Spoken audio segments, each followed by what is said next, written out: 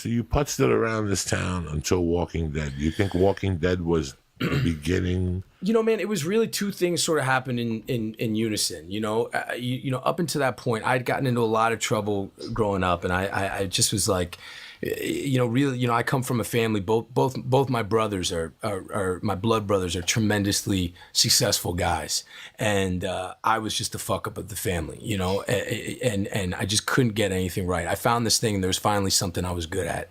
But when I came out here, even though life had tried to teach me every lesson, I'd been locked up, I'd been fucking beaten up, I'd been jumped, I'd been all this crazy shit, got kicked out of schools.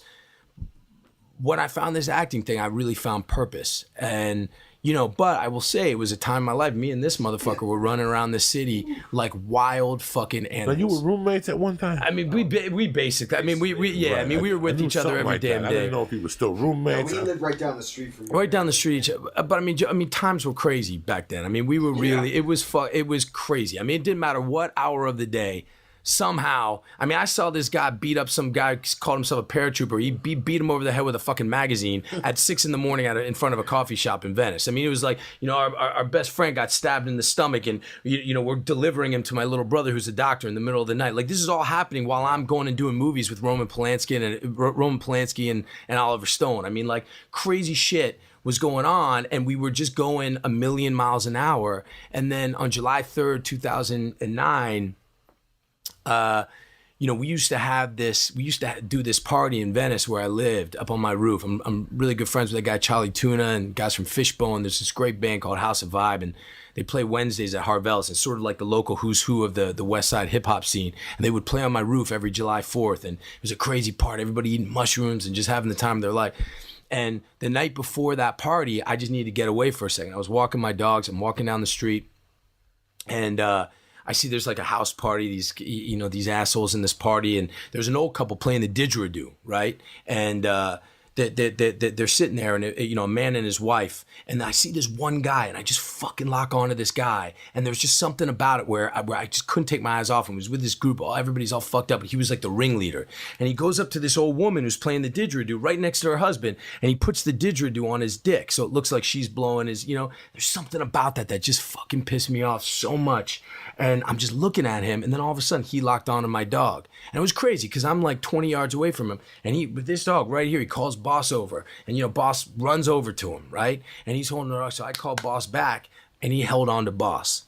And there's just something about my dogs and my family and my friends that I just like, I can't take that shit, man. And it was a different time in my life. So I went over and I grabbed Boss from him, and the guy goes, "Hey man, get your hands off my dogs." And he's got all his friends right there, right? And I just looked at him, and I still just had a real coldness in my fucking heart, man. And I grabbed him and I started walking away. I said, "Come on, Boss."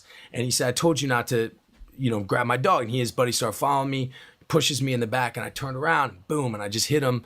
And at that point in my life, man, we were getting street fights all the time, man, all the fucking time. He was right up the street. I hit this guy, gets knocked out standing up, crashes his head on the pavement. He's fucking out. His buddies jump me. I'm trying to fight them off me. They get on top of me. All of a sudden, Kerrigan comes run. So I don't know how the fuck this guy heard about it, but Kerrigan comes and bam, and like he's trying to rip dudes off. And then the police come, and it's this huge mess, man. And when the thing gets all broken up, there's one guy, lying in a pool of blood, and they say, "Who did this?" And it's their party. So me and Kerrigan are handcuffed on the side of the road, and they're all pouring on me, pouring beers on our heads because it's all their people, And anyways, long story fucking long.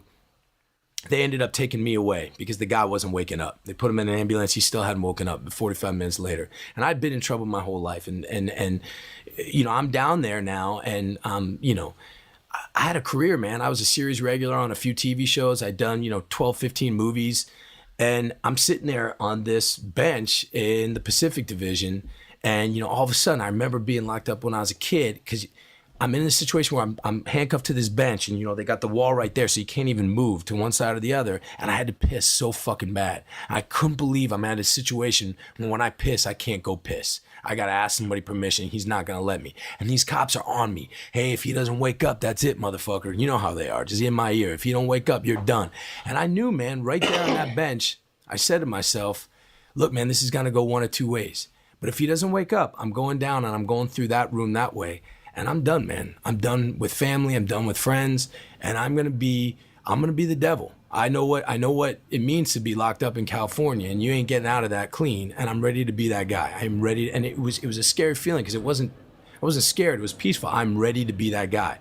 But Lord, if you can just wake this guy up, like if you can just change this, I am done, man. I'm done with the bullshit. I'm done with the drinking. I'm done with the messing around. I'm going to commit to my lady. I'm going to commit to my work.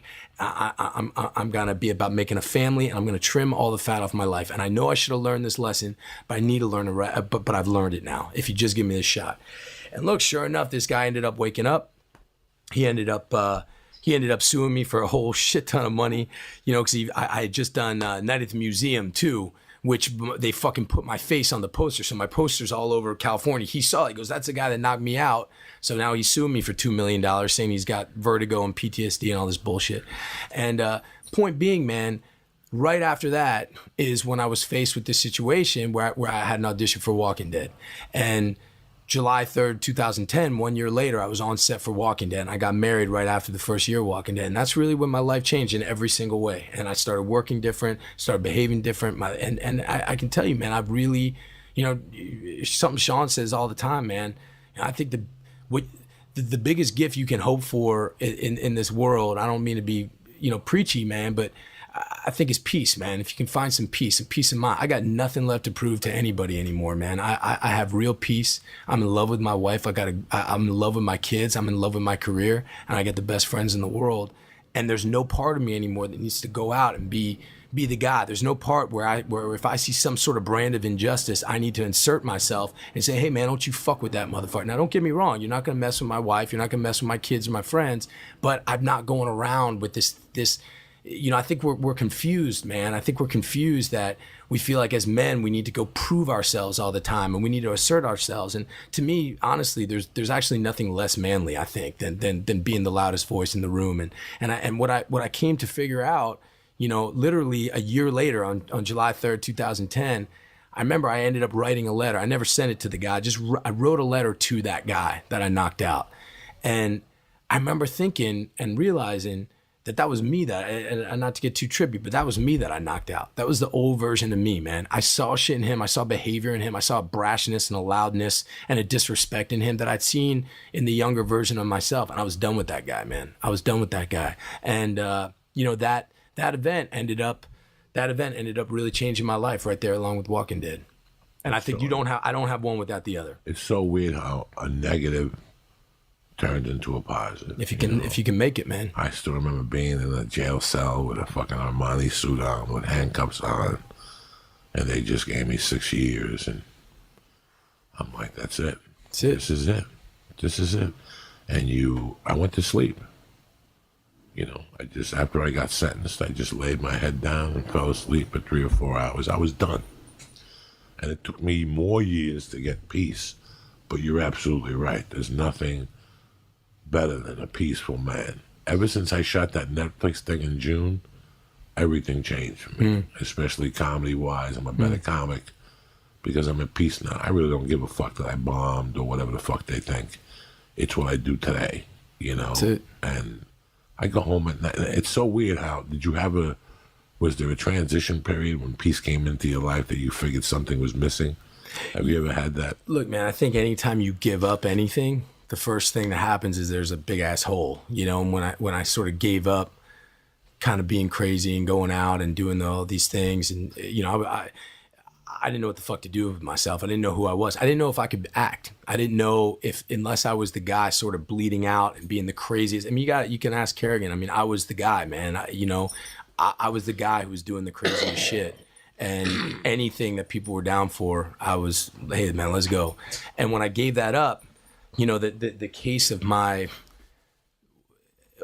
deal was I sort of was under this deal with the prosecutor's office that I had 3 years where I didn't need to be charged and didn't need to be convicted, but if I was arrested in association with any kind of violence, it was a mandatory 10 years in LA County. And those 3 years, man, right after that, I just cold turkey stopped everything. And I didn't know I was really scared, man. I didn't believe in myself. I didn't know who the fuck I was if I wasn't, you know, being that guy. But but then that's life, man. That's growing up. It's like you start to get something new in, you don't know what the fuck it is, but you don't run from that. You run towards it. And I think it's weakness and cowardice to run back to what's familiar to you all the time. And I think especially if you're going to be an artist, you got to run to what scares you. You got to run to what you don't do well. You got to run, else you're just doing the same shit over and over again. And fuck you, man. Like, you got this opportunity. You got this opportunity to be a professional fucking artist. Like, challenge yourself, I fucking grow. love it now. You know? Yeah, fuck like, yeah. now my yeah. dick gets hard. That's like, it, I man. go up there, again, I always knew, and it's dumb. I always knew from watching those stupid YouTube tapes that Leonard Skinner had something in their head. And in the documentary, they said our goal was to blow the band behind us out. Yeah. And that's what my goal is now. As gentlemanly as I could do, is if I'm at the comedy store, I'm destroying that thing. I don't care what comes out of my mouth no more. Yeah. I'm not politically correct at all no more. It doesn't matter to me. I'm going to take you into my world. And that's what stand-up is, taking you into my world,